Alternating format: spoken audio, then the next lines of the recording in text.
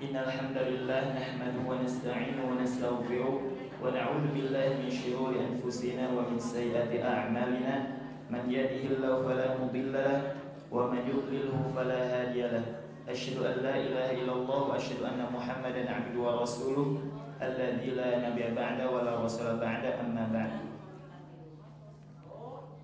Segala puji hanya milik Allah Subhanahu wa taala. Kita memujinya atas segala keagungan yang telah meliputi kita semua di alam dunia ini, serta atas qudrah dan iradahnya pula lah kita dapat melangkahkan kaki kita semua menuju rumah Allah Subhanahu wa taala ini dalam rangka bertolakul ilmi, mengharap ridha dan maghfirah Allah Subhanahu wa taala.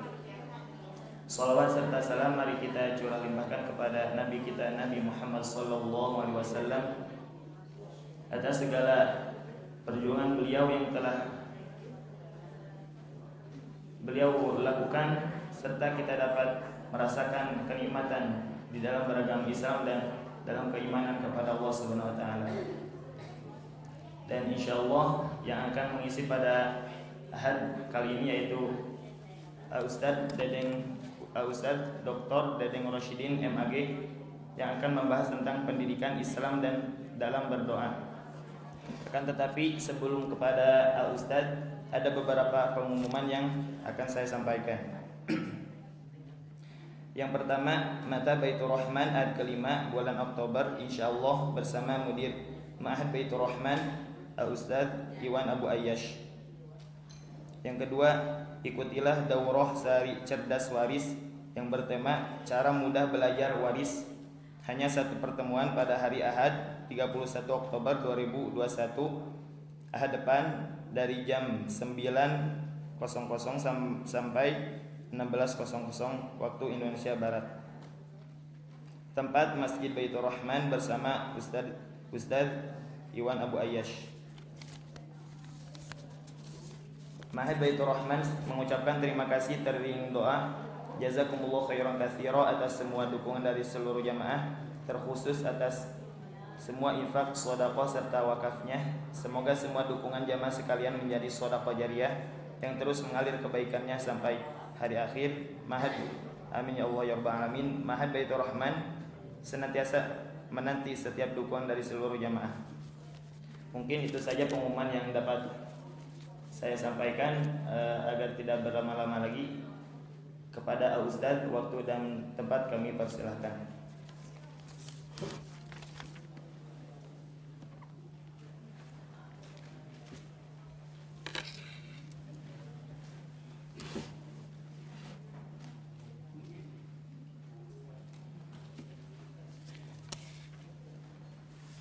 Alhamdulillah,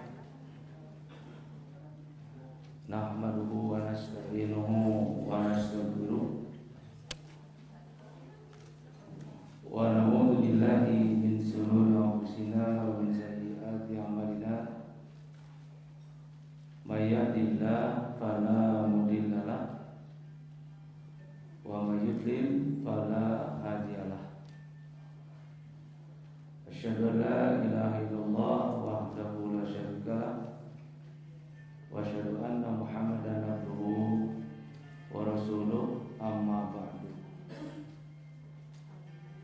Kajian kita tentang berdoa, pendidikan Islam dalam berdoa. Boleh juga kita katakan adab-adab di dalam berdoa. Beberapa ayat yang jadi sumber berkaitan dengan pendidikan Islam dalam berdoa. Pertama kita ambil dari Al-Baqarah 186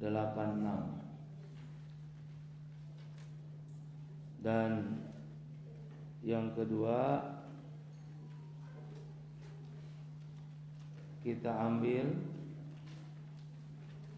dari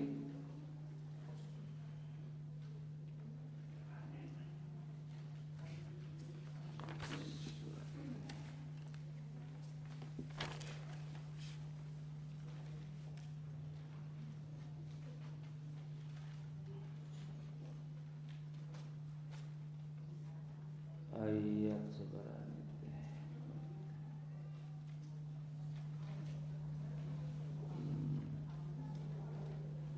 ayat 56.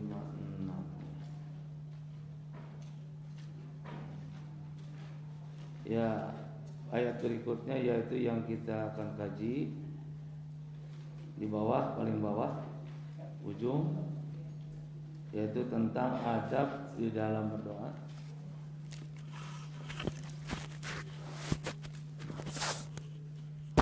Ini jalan nggak?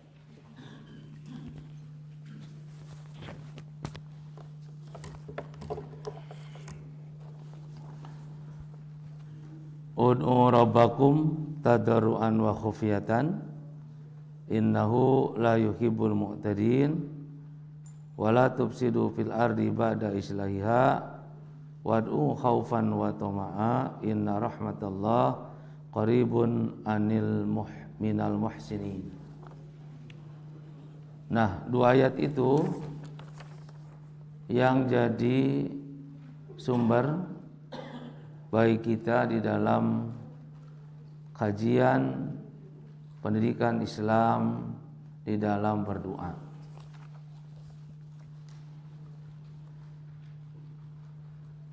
Al-Baqarah 186. Wa idza sa'alaka ibadi, apabila hambaku bertanya kepadamu tentang aku,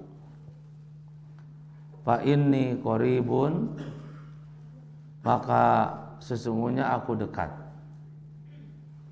Ujibu da'watad da'i idza da'ani, aku mengijabah doanya orang yang berdoa apabila berdoa kepadaku.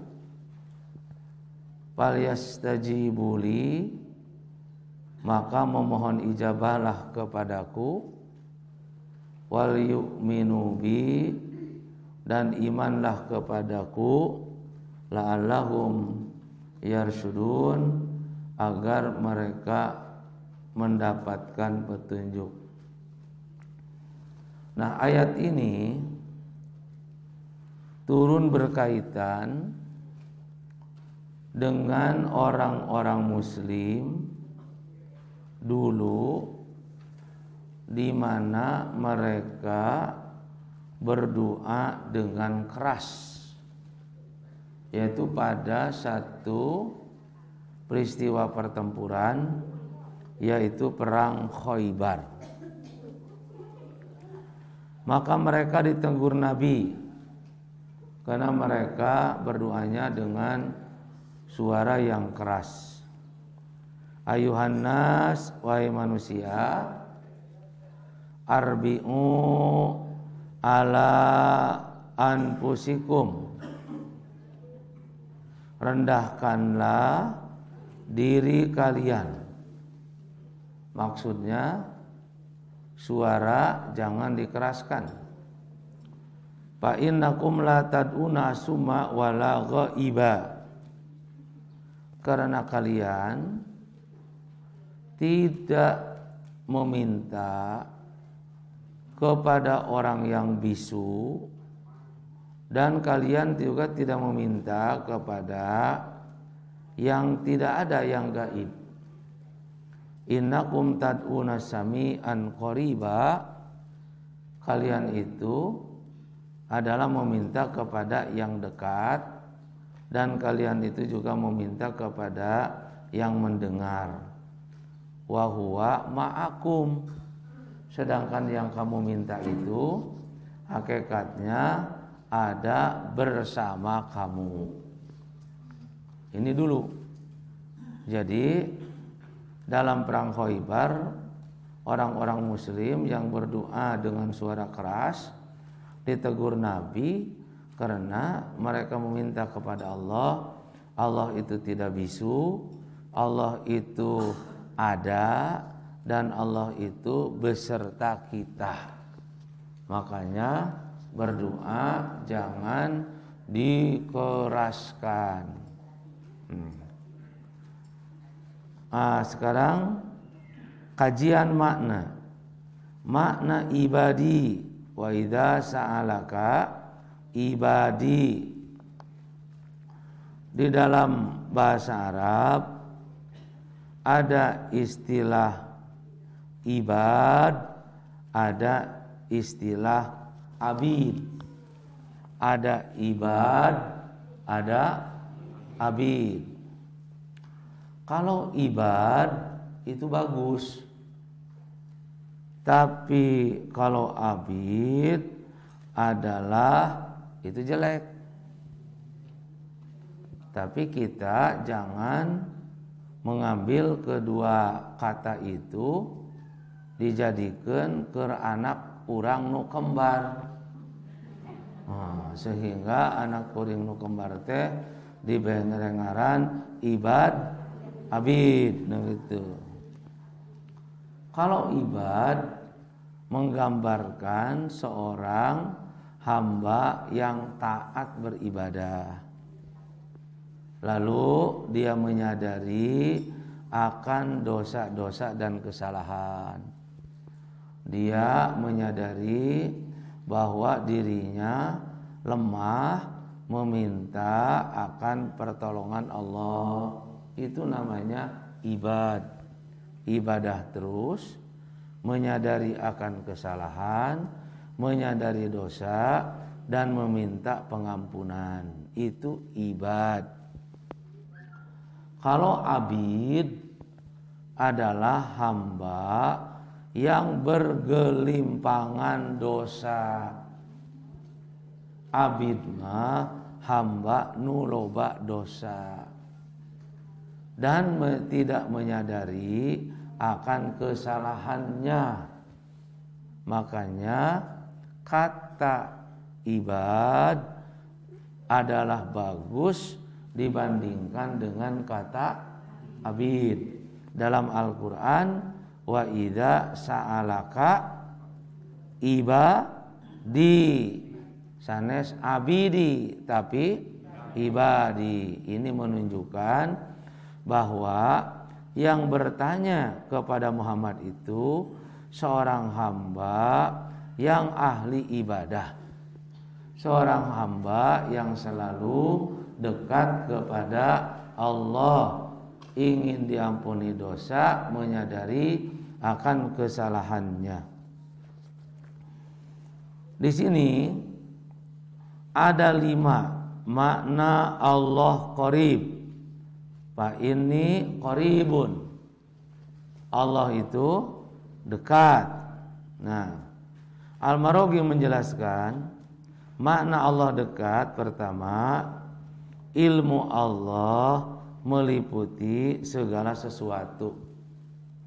Segala sesuatu itu diketahui Allah. Nah, itu pertama, makna Allah dekat.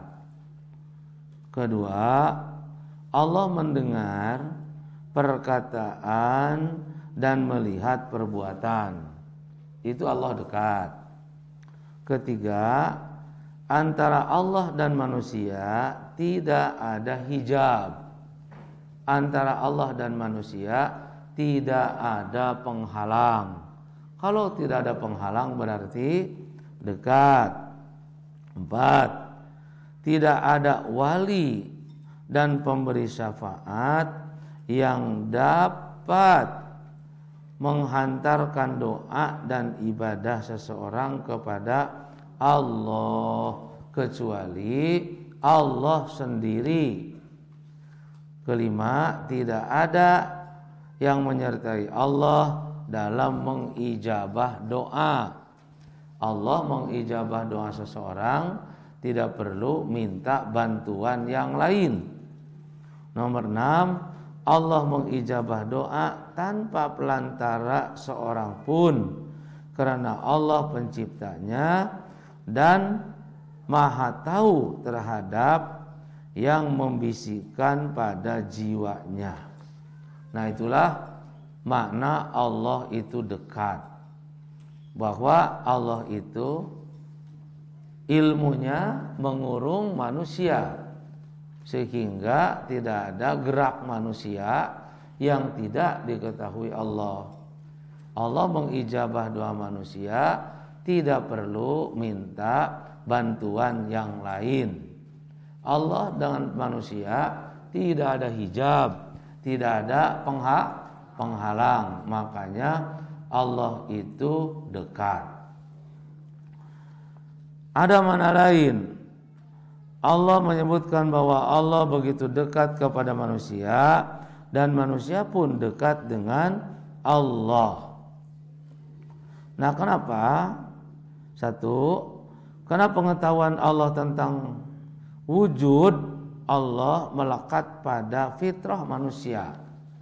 Allah dekat dengan manusia.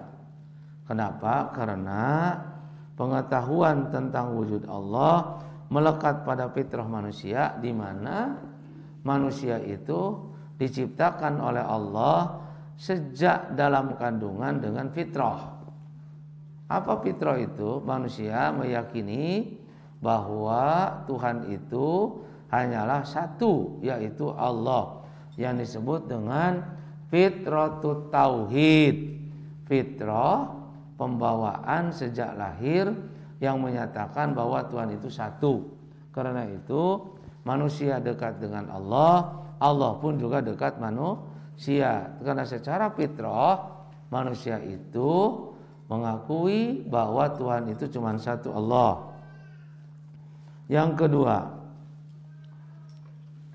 kenapa manusia dekat dengan Allah dan Allah pun dekat dengan manusia?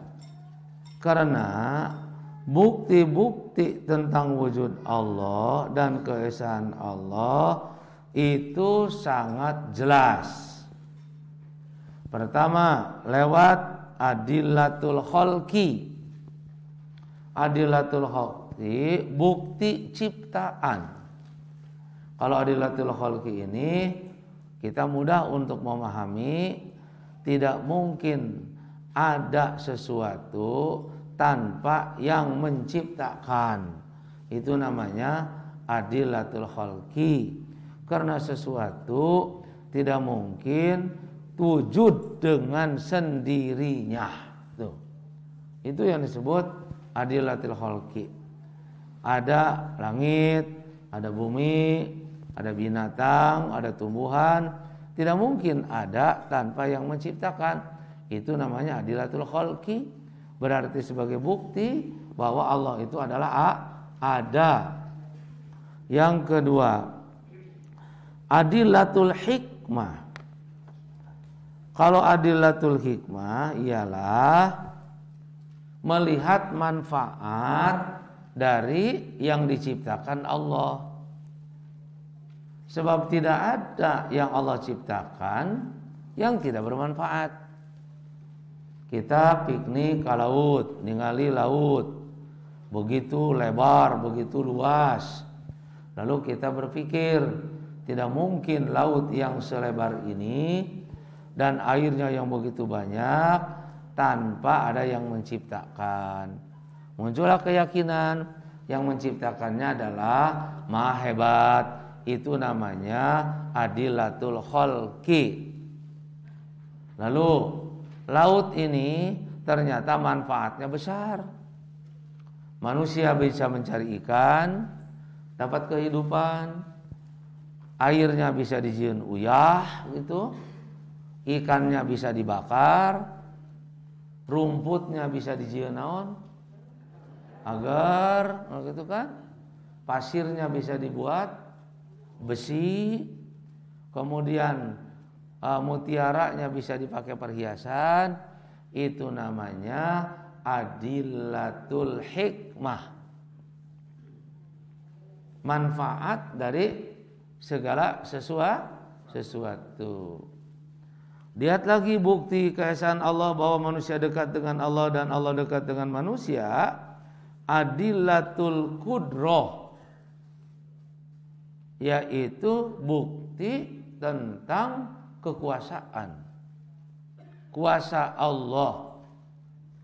Kuasa Allah. Adillatul qudrah. Nah, kalau adillatul qudrah melihat dari sisi kehebatan sesuatu yang tidak mungkin diciptakan oleh manusia. Bagaimana? Ketika Allah mendatangkan angin yang sangat besar, mendorong ombak, yang ombak itu sangat bergelombang, itu adalah adillatul qudrah. Hebatnya sesuatu. Kalau tentang adanya sesuatu, adillatul khalqi. Kalau melihat manfaat sesuatu, namanya adillatul hikmah. Kalau melihat hebatnya sesuatu, itu namanya adillatul qudrah. Semua itu bukti akan Allah dekat dengan manusia, manusia dekat dengan Allah. Bahkan di dalam Al-Waqiah ayat 85, wa nahnu aqrabu ilaihi minkum walakin la tubsirun. Dan kami lebih dekat kepadanya daripada kamu, tetapi kamu tidak melihat. Di dalam surat Qaf ayat 16, walaqad khalaqnal insan, kami telah menciptakan manusia, wa na'lamu ma tuwaswisu bihi nafsuhu, kami tahu yang dibikin oleh jiwanya, wa nahnu aqrabu ilaihi min hablil warid, dan kami lebih dekat kepada manusia daripada urat lehernya. Urat leher saja kan sudah dekatnya, dina beuheung. Allah lebih dekat bahkan urat leher. Berarti Allah itu sangat dekat dan melekat gitu. Tapi manusia tidak punya rasa bahwa Allah itu adalah dekat. Dia tidak merasa. Makanya seorang mencuri, ketika dia mencuri, lari, nyumput, handapeun tangkal cau, bari nyarita, alhamdulillah teu kapanggih ku Satpol PP. Nah, bari nyebutna ge alhamdulillah sagarupa. Padahal ilmu Allah mengurung pada dirinya. Ilmu Allah ada padanya, melekat. Dia tidak bisa lepas dari penglihatan Allah. Allah melihat manusia, manusia tidak melihat Allah. Karena itu di sini kalimatnya la tubsirun. Kalau tubsirun itu bukan melihat dengan mata, tapi tubsirun itu melihat dengan hati. Kalau melihat dengan mata itu ro'a yaro, alam taro, itu kan kesananya ru'yah. Ru'yah. Kita sering mendengar kalau mau Idul Fitri ada ru'yat, ada hisab. Ru'yat itu melihat dengan mata sendiri, sedangkan hisab melihat dengan perhitungan. Kalau basoriyah itu melihat dengan hati. Kalau ru'yah itu melihat dengan apa? Dengan mata. Makanya ada disebut mata hati gitu ya. Mata hati. Selanjutnya, makna Allah mengijabah. Allah mengijabah. Kalau kita menerjemahkan doa yang diijabah itu doa nu dikabulkeun saharita gitu ya. Seperti kita berdoa kepada Allah yang beunghar. Doa na Minggu, Senin beunghar. No, itu seolah-olah begitu yang dikatakan Allah mengijabah. Kita mesti memahami luas tentang ijabah Allah terhadap doa kita. Ini penting. Pertama, tidak ada orang muslim yang berdoa kepada Allah yang saat berdoa ia tidak memutuskan silaturahim dan tidak berdosa kecuali Allah akan memberinya 3 hal. Apa maknanya? Maknanya ialah kalau kita berdoa itu kita tidak sedang memutuskan silaturahim dan kita tidak sedang melakukan berdosa.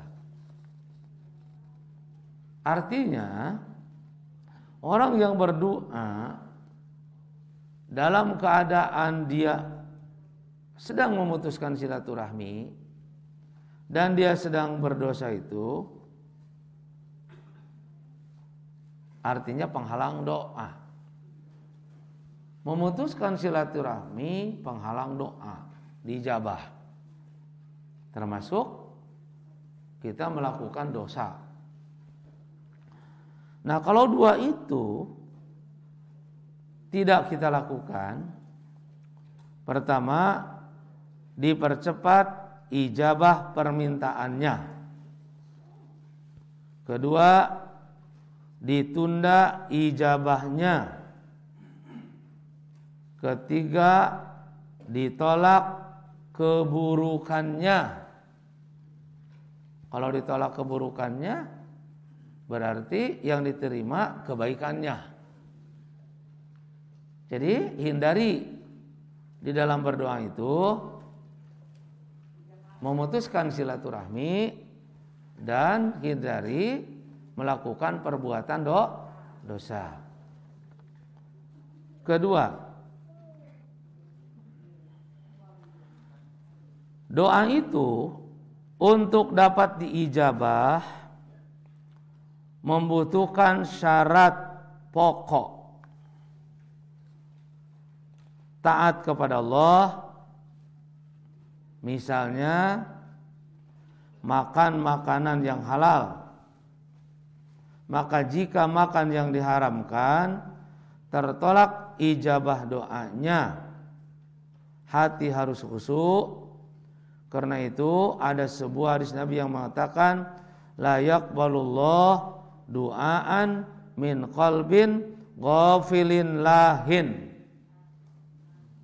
Allah tidak mengijabah doa dari hati yang lalai dan main-main. Sanggeus salat kita suka berdoa, suka minta ayo panon ka mana wae. Nah, ini lalai lahin dia. Teu khusyuk. Aya budak urang we minta duit ka urang. Bari manehna teh minta duit teh ka mana we panonna teh? Pan urang ge sok nanyakeun bener maneh teh minta duit henteu. Nah, karena itu konsentrasi harus khusyuk ketika kita berdoa. Jangan lahin, main-main, lalai.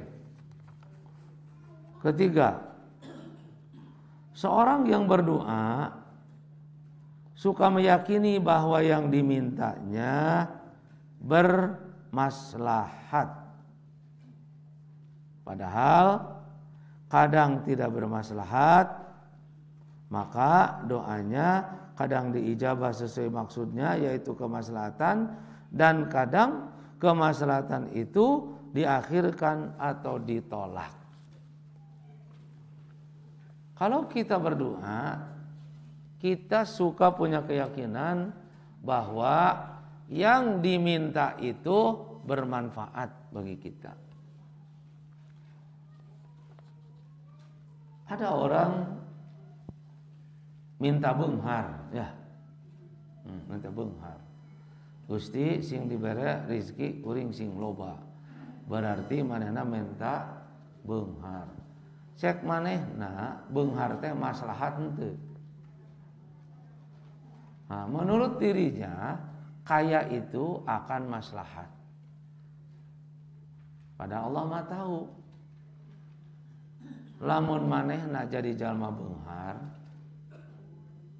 bisa jadi dia jauh dengan Allah. Ya, dia tidak akan dekat dengan Allah.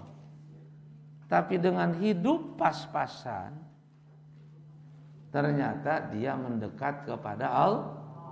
Makanya Allah yang lebih tahu tentang maslahat dan tidak maslahat. Sekasar teh mah beungeut kieu mah pipanteseuna teh miskin gitu teh. Nah, sabab lamun dibere beunghar sombong kan? Tidak beribadah, makanya kita harus menerima terhadap perjanjian pembagian dari Allah. Karena Allah mah tahu bagi kita mah mungkin rizki teh pasna teh sakitu gitu. Allah mah tahu. Sablamun engke rizkina loba teuing, engke bisi leber. Kalau tisina terlalu banyak, timbul jadi takabur. Makanya Allah Maha tahu. Jadi kalau kita meminta itu Allah lah yang akan mengijabah, tapi disesuaikan dengan kemampuan orang itu. Nah, anak kecil banyak minta kepada orang tua, tapi orang tua mengijabah permintaan anak kecil itu disesuaikan dengannya. Ketika anak kecil meminta pisau yang sangat tajam, apakah orang tua itu mengabulkan permintaan anak itu? Nah, kenapa dia tidak mengabulkan? Karena orang tua tahu bahwa pisau ini berbahaya. Manusia meminta kepada Allah ini. Allah mah tahu kalau diberi ini manusia itu berbahaya. Nah gitu. Diijabah tapi disesuaikan. Ketika anak kecil meminta kepada orang tua dibelikan bis kota, nah yang diberikan oleh orang tua apa? Mau mobilan dari plastik karena cocoknya, nah gitu kan? Bagi anak kecil yang seperti itu. Karena itu setiap permintaan Allah dan kepada Allah semuanya diijabah. Hanya cara mengijabahnya ada yang langsung yang diminta diberi, ada yang langsung, ada yang kemaslahatan itu ditunda, ada juga yang diganti dengan yang lain. Karena itu istilah Allah mengijabah itu adalah kita yakini pasti Allah mengijabah. Cuman cara mengijabahnya yang berbeda-beda. Sekarang ada berdoa. Saya kutip dari tafsir Syekh Al-Marogi. Ud'u rabbakum, berdoalah kamu sekalian kepada Tuhanmu, tadarru' tadallul wa huwa idharu dhillin nafsi minal qaul, yaitu merendahkan jiwa berupa perkataan. Jadi tadarru menampakkan kerendahan jiwa berupa perkataan. Perkataan kita yang direndahkan itu tadarru. Jadi tadarru mah bukan berkaitan dengan badan, tapi berkaitan dengan suara. Suara yang direndahkan itu namanya tadarru. Nah, sedangkan khufya adalah diddu alaniyah, sebalik dari ditampakkan. Kalau sebalik daripada ditampakkan berarti disembunyikan. Dengan demikian berdoa itu adab yang pertama suaranya direndahkan dan suaranya tidak ditampakkan. Kalau tidak ditampakkan berarti disembunyikan. Ya. Kemudian innallaha la yuhibbul mu'tadin. Allah tidak mencintai kepada orang yang melampaui batas, yaitu tajawuzul hudud. Al-i'tida itu melampaui batas di dalam berdoa. Apa doa melampaui batas? Solana tarik, ya keras, tidak tadarru, dan diiklankan. Diiklankan itu ditarikkan, ditampakkan supaya didengar orang. Nah, Allah tidak mencintai orang yang melampaui batas. Melampaui batas di dalam berdoa. Cinta Allah kepada amal manusia itu adalah Allah memberi pahala. Cinta Allah kepada orangnya berarti Allah ridho. Jadi kalau Allah cinta kepada amal manusia, amalnya diberi pahala. Allah cinta kepada orangnya, Allah ridho kepada manusia itu. Kita harus mencari mahabbah Allah di dalam berdoa, agar gitu kan ya, doa yang kita lakukan diberi pahala dan Allah ridho terhadap apa yang kita kerjakan. Satu, adabnya harus tadarru, suaranya harus rendah. Kedua, khufyah, disembunyikan, tidak ditampakkan. Kemudian yang ketiga, tidak boleh melampaui batas. Nah, ditafsirkan oleh beberapa hadis Nabi, ud'u rabbakum tadarruan, berdoalah kamu kepada Tuhanmu dengan tadarru dan khufyah.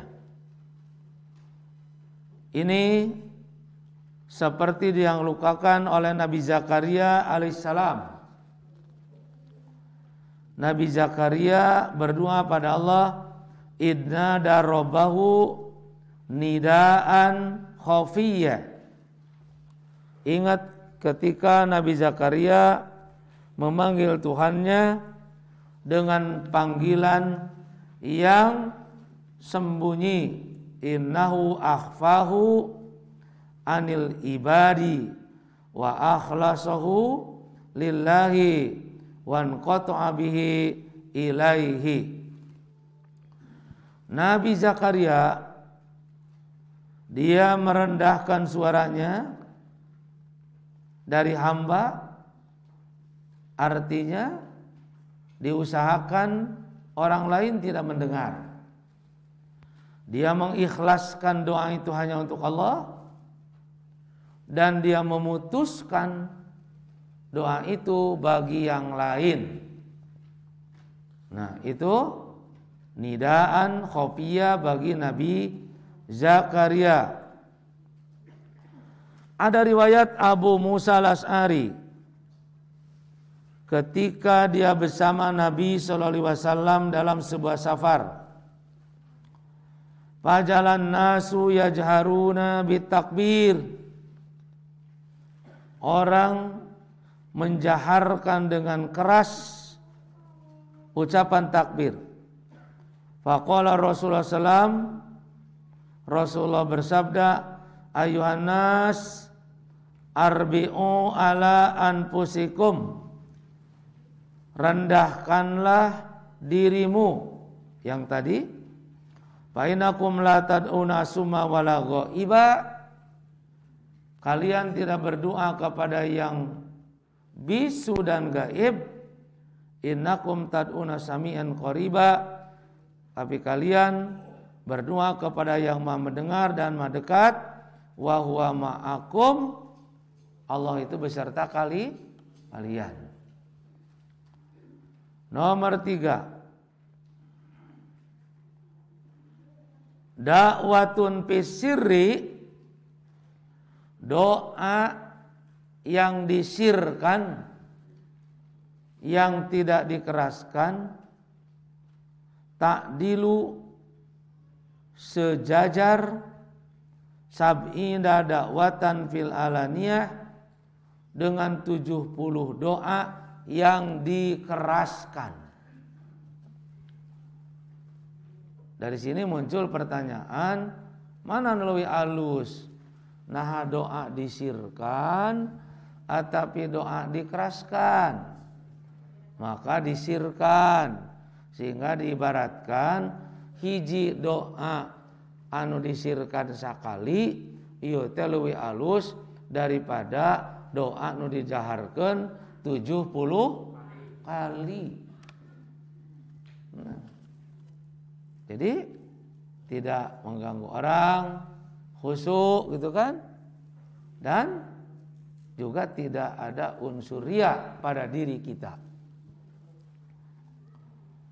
Berikutnya, khairu dzikri al-khafiyyu, sebaik-baik zikir itu al-khafiyyu, yang sembunyi, yang tidak dikeraskan. Orang suka zikir pada Allah. Wa khairu rizki, dan sebaik-baik rizki ma yakfi, yang cukup. Zikir yang baik yang disembunyikan. Rizki yang baik adalah yang cukup. Makanya ulah hayang beunghar. Nu penting setiap pangabutuh kapenuhi gitu. Sebab ada yang beunghar tapi teu cukup. Ada hartanya biasa-biasa tapi dia merasa cukup. Kekayaan itu harus pada hati. Ulah kekayaan pada mata. Mata itu tempat kemiskinan. Miskin pada matanya, beunghar pada hatinya. Ghaniyun fil qalbi, fakirun fil aini. Fakir pada mata, beunghar pada hati. Apa betul fakir pada mata? Ya. Karena kita melihat apa yang kita miliki di rumah, lalu pergi ke rumah lain loba nu katempo anu teu aya di imah urang, akhirnya kita merasa miskin gara-gara panon. Lantaran tumpah tempok. Jadi karena itu kemiskinan itu pada mata, kekayaan itu pada hati. Walaqad kanal muslimun yajtahiduna fi du'a. Ada riwayat Hasan Al-Basri, orang-orang muslim dulu mereka bersemangat di dalam berdoa. Wa ma yusma' lahum sautun. Tapi suara mereka tidak didengar. Jadi sabda Nabi, loba nu ngadua ku suara tarik, tapi sorakna teh ku Allah teu dikupingkeun. Nah, kenapa Allah tidak mau mendengar suara yang keras itu? Karena adabnya yang tidak baik. Makanya ud'u rabbakum tadarruan wa khufyatan. Doa keras tapi ternyata teu dikupingkeun. Mending keneh doa anu disembunyikan tapi ku Allah dikuping jeung diijabah. Nah, pada diri manusia ada sifat buruk, riya dan sum'ah. Riya itu ingin dilihat orang. Kalau sum'ah ingin didengar orang. Nah, dua sifat itu ada pada manusia, riya dan sum'ah. Ibu-ibu pergi undangan, make emas, gelang di panangan anu belah katuhu sakilo, nu kenca sakilo nepi ka mondoyot, hayang katinggal ku batur, itu namanya riya. Balik ka imah, naroskeun ka rerencanganana anu bareng ka undangan anu di pinggir teh, kumaha cek batur kuring make emas teh. Nah, eta ngaranna sum'ah. Hayang katinggal reujeng hayang kaku kuping. Tah, apabila orang berdoa dengan kerasnya, tak ieu teh sifat riya engke asup. Sifat ingin didengar oge asup. Makanya harus direndahkan supaya sifat riya dan sum'ahnya tidak masuk. Nah, inna nafsa syadidur ragbati firriyai wasum'ati. Sesungguhnya jiwa itu sangat ingin pada riya dan sum'ah. Fa idza rafa'al mar'u sautahu bidu'a, jika seseorang mengeraskan suaranya di dalam berdoa, imtazazar riya'u bihi, maka akan campur riya. Jadi kalau dikeraskan nanti riya akan masuk. Fala yabqa fihi faidatun albattah. Dengan demikian berdoa dengan tarik tidak ada faedahnya apa-apa. Wa min samma, karena itu kanal ula yang pertama al-ikhfa, yang lebih utama itu menyembunyikan suara, liyabqa masunan anir riya, untuk menjaga riya. Jadi kalau berdoa ditarikan, riya datang. Tapi kalau berdoanya disembunyikan, itu akan menjaga dari sifat riya itu. Berikutnya,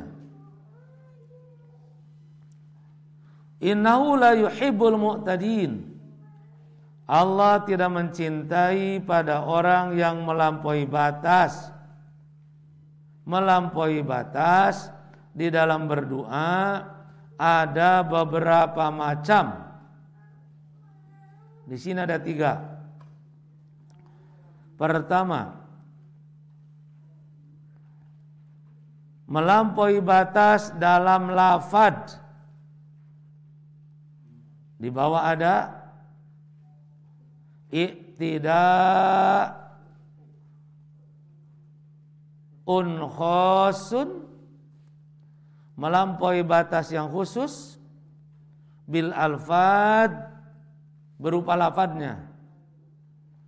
Bagaimana berdoa melampaui lafadz, melampaui batas di dalam lafadznya?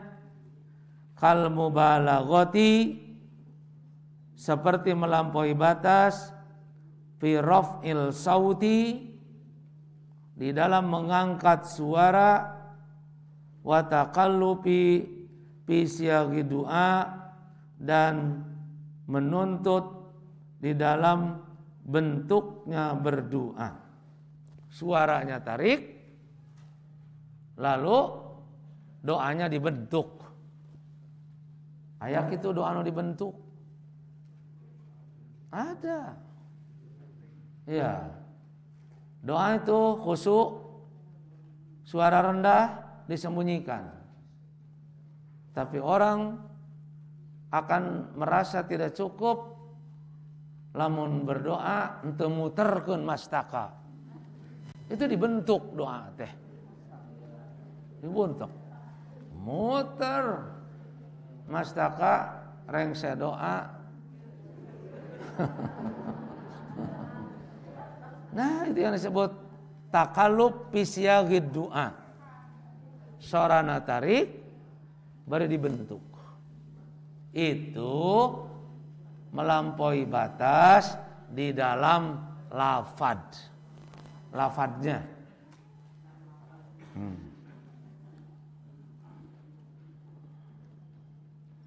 Yang kedua, melampaui batas di dalam berdoa itu iktida'un khasun bil makna, melampaui yang khusus di dalam isi doa, melampaui batas dalam isinya.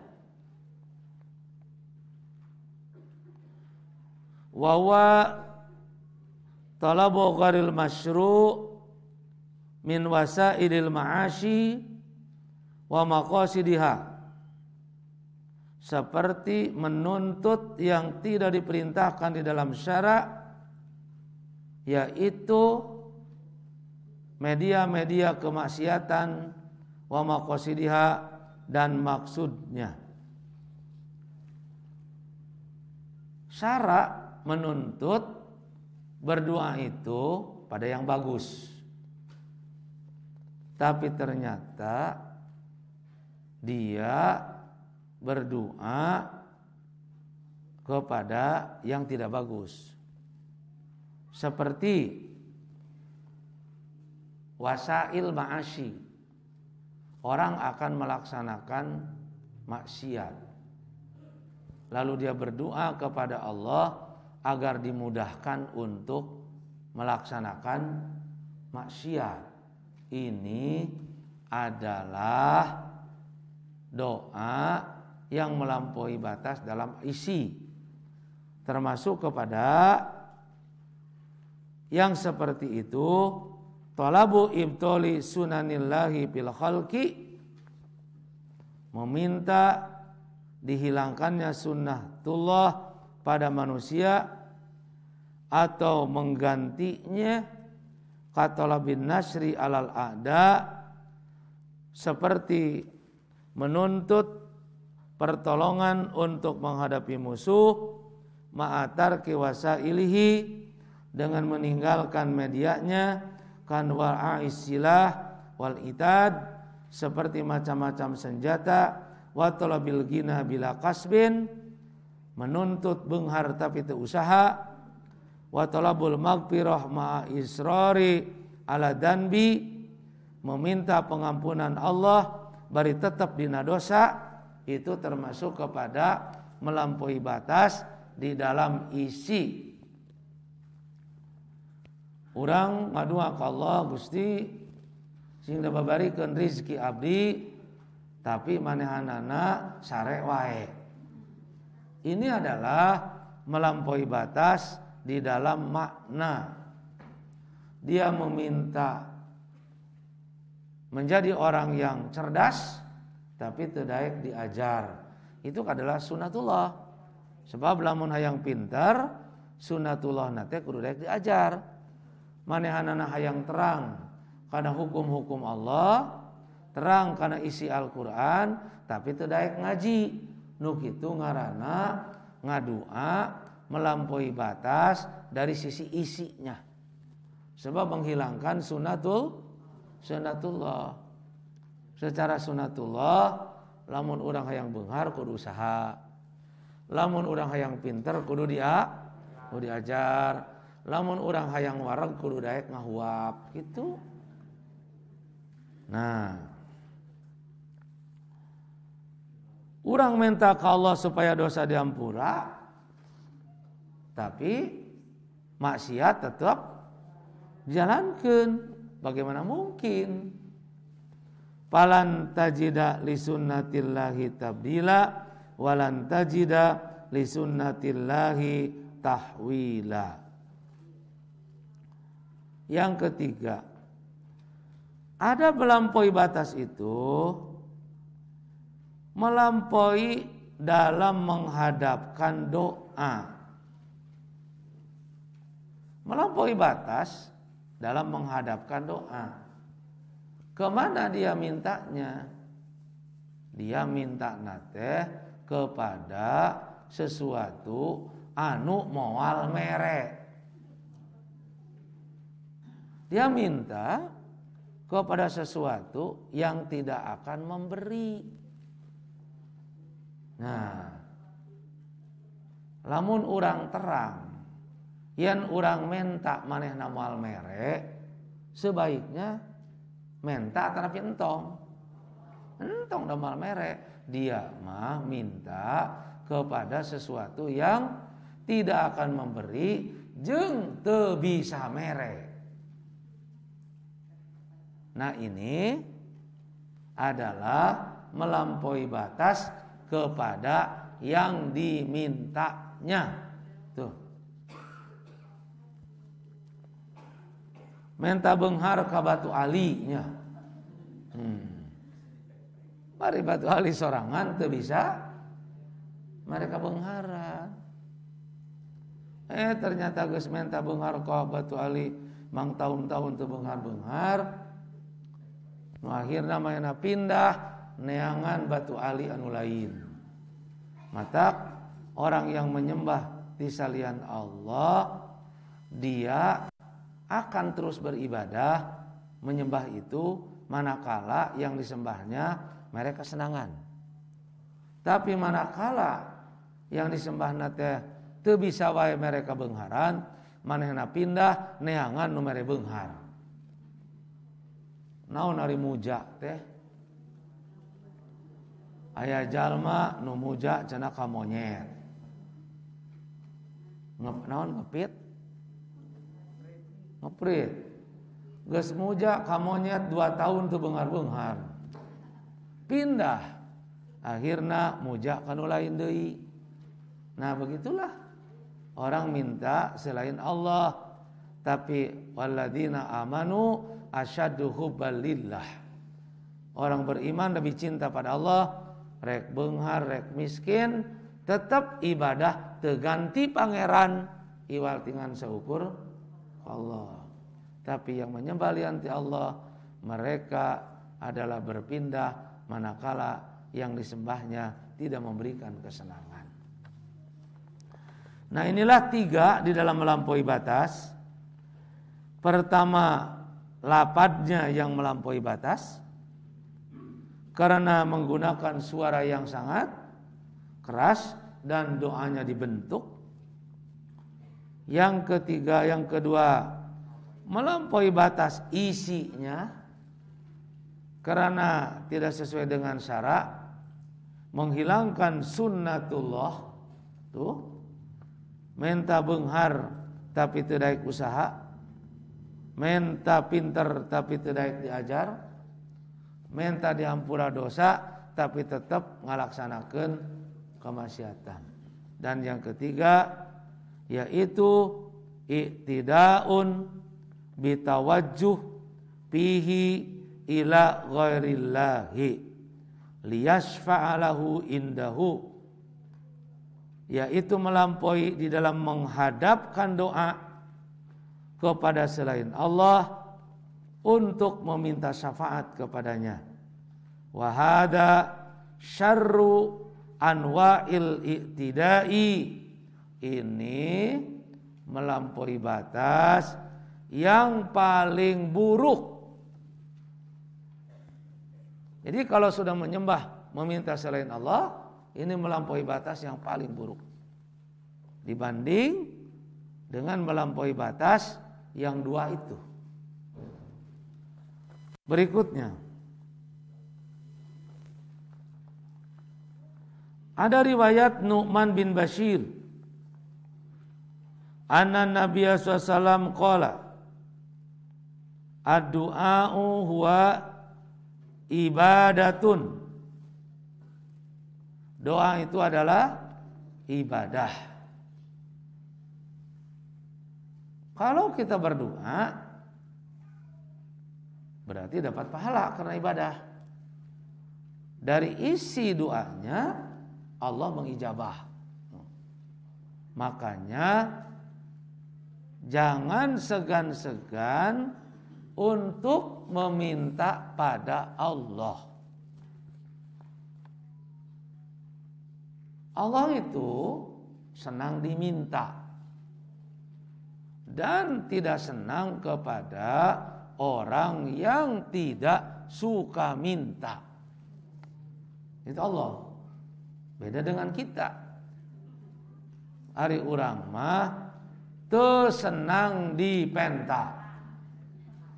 Jeung teu senang kepada orang anu sok punta penta. Allah mah senang. Makanya mintalah pada Allah. Jangan kikir minta gitu.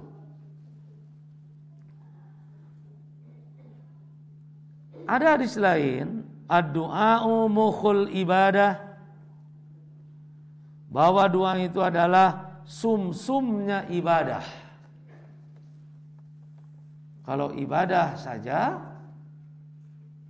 tanpa kita meminta sama dengan tulang yang tidak bersumsum. Kita ibadah sambil minta, maka Allah menyenangi, berarti kita itu seorang hamba yang sangat banyak keperluan. Tapi kalau kita tidak suka berdoa kepada Allah, kita termasuk orang sombong, seolah-olah serba berkecukupan. Ya, tidak perlu untuk meminta pertolongan Allah. Makanya harus sering meminta pada Allah. Nah, meminta itu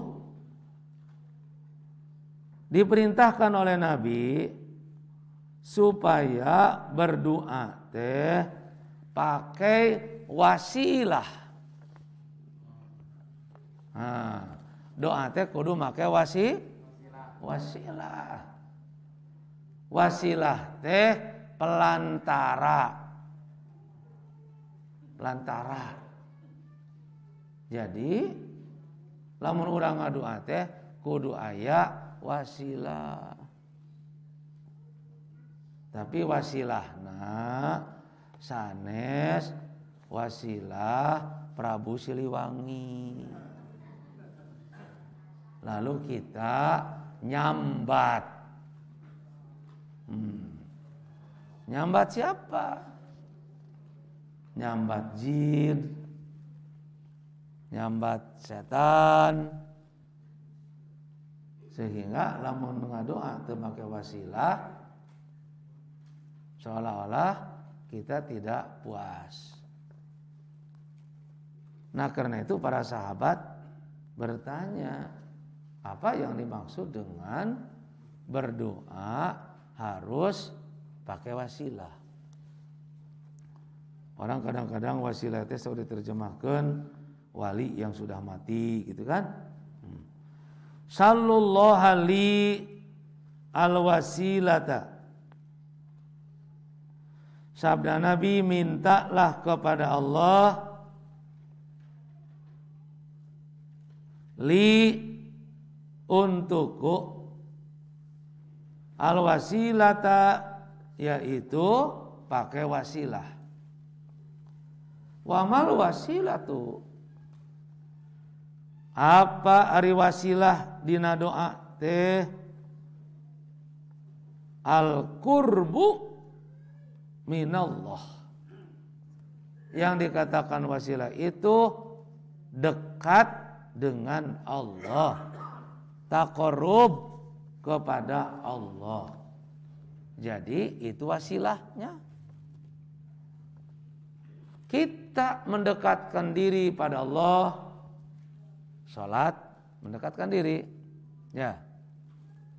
Saum mendekatkan diri, berakhlak baik mendekatkan diri, bersilaturahim mendekatkan diri, semua taqarrub, mendekatkan diri kepada Allah, itulah wasilahnya.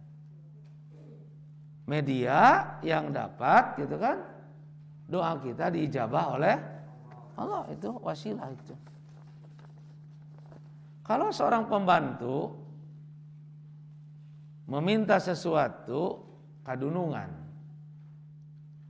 apa sok ditingali kinerjana tiap pembantu teh rajin ya, sopan, hudang tara kaberangan, nurut tara pulang paling, tah jadi pertimbangan kerdunungan memberi sesuatu. Eta wasilah no kitu teh. Jadi pendekatan diri kepada Allah di dalam beribadah adalah wasilah untuk doa itu diijabah. Selanjutnya,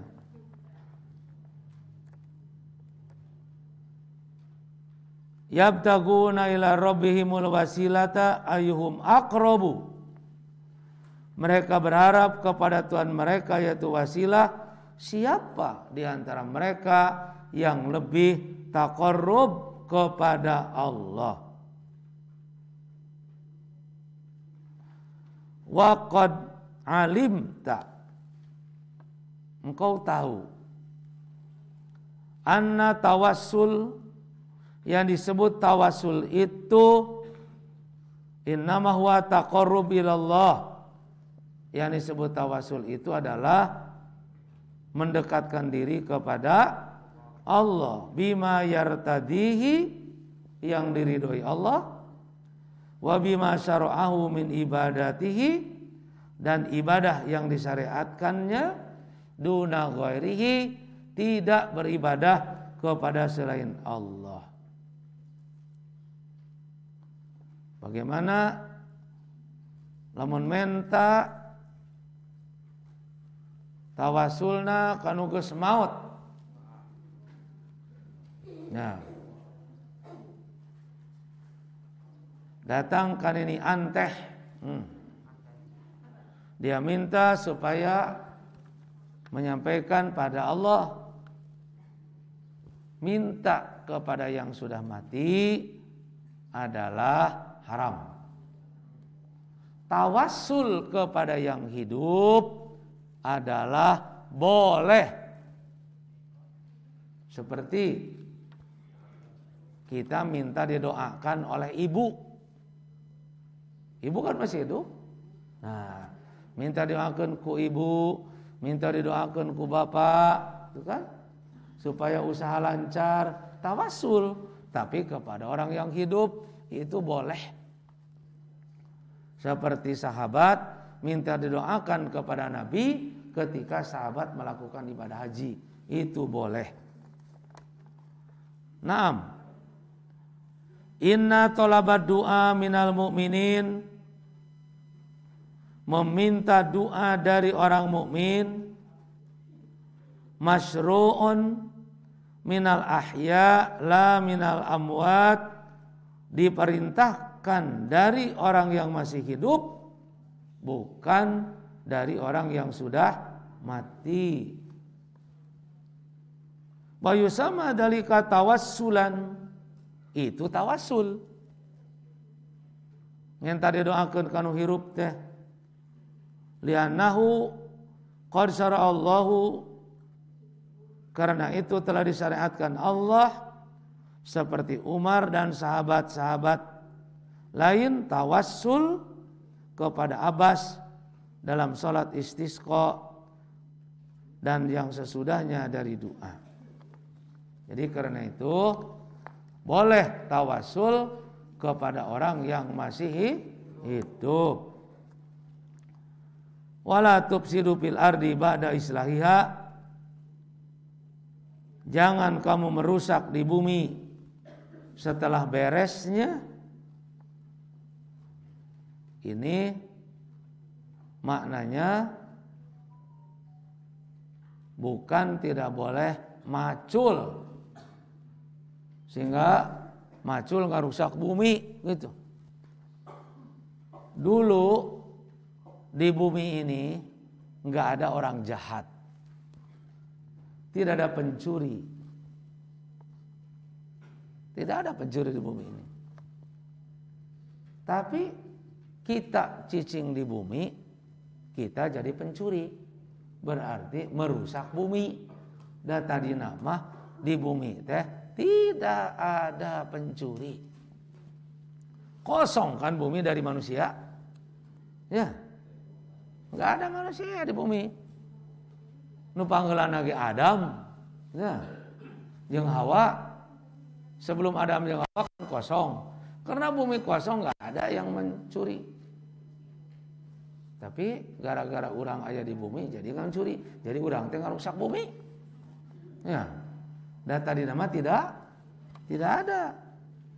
Karena itu wadal Islam syamilun li afsadin nafsus. Merusak ini mencakup kepada merusak jiwa, bil qatli, membunuh, wa qat'il a'dha, termasuk juga merusak anggota badan, wa ifsadul amwal, merusak harta, bil ghasab wasyirqah, yaitu dengan cara menggasap dan mencuri, wa ifsadul adyan, merusak agama dengan cara kufur dan maksiat, wa ifsadul ansab, merusak turunan dengan cara berzina, dan merusak akal dengan cara meminum khamar. Jadi jangan kamu merusak di bumi itu mencukup segala-galanya. Kalau kita mabuk, merusak akal. Kalau kita berzina merusak keturunan. Kalau kita menyembah selain Allah berarti merusak agama, tuh kan? Nah, kalau kita membunuh berarti itu merusak jiwa. Jangan kamu merusak di muka bumi yang tadinya tidak ada. Manusia yang pertama membunuh itu siapa itu? Ya, Qabil. Qabil. Siapa guru membunuh? Sa guruna membunuh teh. Qabil itu yang membunuh guruna saha? Gurunya iblis. Ketika Qabil akan membunuh Habil, dia tidak tahu bagaimana cara membunuh, sabab di bumi can aya nu ngabunuh. Iblis membawa burung lalu dengan batu, kemudian burung itu disimpan di atas batu, turut diprek-prek ku batu. Jadi Qabil tahu, oh gitu cara maehan teh. Lalu dia membunuh. Jadi gurunya adalah iblis. Orang yang pertama membunuh dia dan gurunya adalah iblis. Karena dia membunuh manusia dengan batu, maka Qabil itu setiap kali melewati orang pada saat itu setelah masa berjauh, dia suka dibaledog batu. Lalu Qabil punya anak Ibnu A'ma. Anak Qabil teh Ibnu A'ma, anak buta, lolong. Lalu si anak yang buta itu punya anak lagi. Berarti cucu siapa? Cucu Qabil. Kata si budak leutik, cucu Qabil, ka bapana, kamu anak dari bapak yang membunuh orang dengan batu. Maka anaknya yang buta membunuh Qabil dengan batu. Jadi Qabil mati oleh anaknya Ibnu A'ma. Nah, kata anaknya dari anak yang buta itu, oh kamu membunuh bapak. Maka anak anu negor ka bapana anu buta itu diangkat, ditempeleng, dilempar, mati lagi. Jadi anak yang buta itu membunuh bapaknya Qabil, dan anak yang buta itu membunuh anaknya sendiri dengan dilempar. Nah, orang anak yang buta ini berkembang sampai zaman Nabi Nuh. Itulah orang yang membangkang dan ditenggelamkan oleh Allah dengan air pada zaman Nabi Nuh. Itu dari keturunan Qabil. Dan yang pertama membunuh Qabil dengan diajari oleh iblis. Tuh. Kalau mengubur orang, nah gitu ya, itu dari Allah. Ketika dia membawa saudaranya, bagaimana membunuh orang? Ada burung, lalu menggali tanah, lalu dikubur. Oh begitu cara membunuh orang sudah mati. Tapi membunuhnya sendiri dari iblis. Makanya jalma anu sok maehan batur iblis. Kasarepan iblis. Wad'u khaufan wa tama'an. Berdoalah kamu pada Allah dengan rasa takut. Nah, ini adab berdoa dengan rasa takut.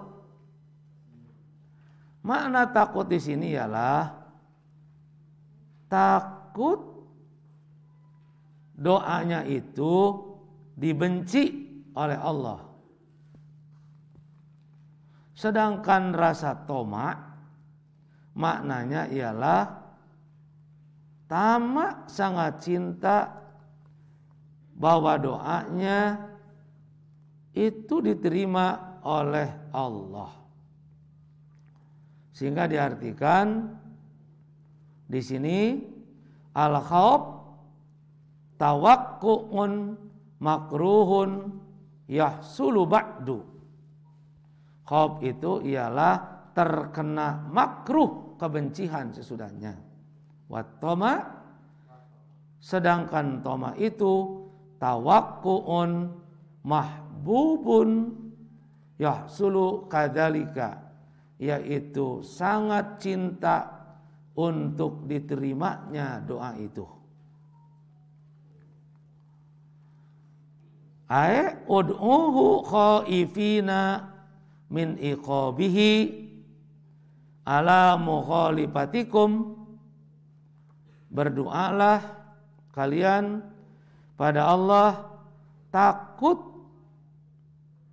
akibat dari doa itu menyalahi apa yang telah disyariatkan untuk kemaslahatan diri dan jasad.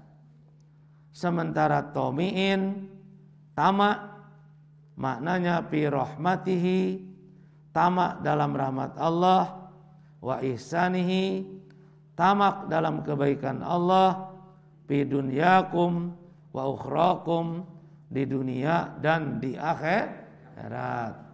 Takut itu, takut doanya tidak diijabah, sementara toma ingin diijabah dan mendapat rahmat Allah. Inna rahmatallah qaribun minal muhsinin. Sesungguhnya rahmat Allah qaribun minal muhsinin a'malihim, yaitu dekat dari orang-orang yang berbuat baik. Yang dimaksud adalah amal-amal mereka. Kenapa muhsinin tidak diartikan orangnya, tapi yang dimaksud adalah amalnya? Karena pahala itu bukan karena orang, ya, tapi pahala itu karena perbuatannya. Li'annal jaza min jinsil amal, karena pahala itu dari jenis amalnya. Karena itu Allah, hal jazaul ihsan illal ihsan, tidaklah amal yang baik maka akan dibalas dengan kebaikan.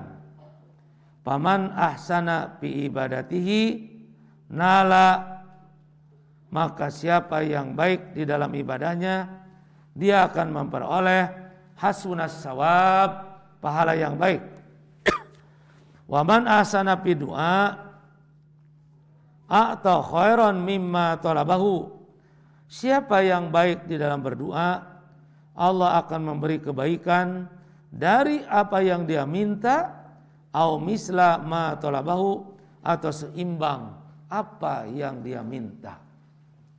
Jadi Allah tidak melihat orang, tapi Allah itu melihat amal, pahala itu dari sisi amal, bukan dari sisi orangnya. Inilah adab-adab di dalam berdoa. Tinggal kita bercermin kepada Al-Quran, kira-kira doa kita bagaimana.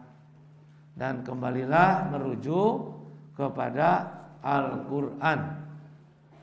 Wa idza salaka ibadi anni fa inni qarib ujibu da'wata da'i idza da'ani falyastajibu li wal yu'minu bi la'allahum yarsyudun.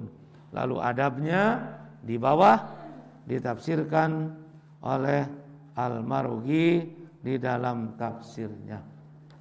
Terima kasih. Aku qauli hadza wa astaghfirullah li wa lakum. Wassalamualaikum warahmatullahi wabarakatuh.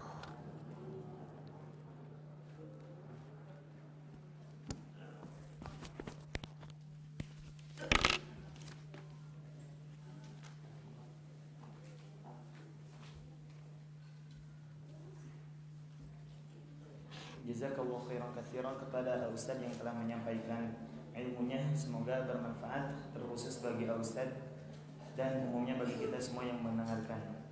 Semoga apa-apa yang beliau sampaikan bisa kita amalkan semaksimal mungkin.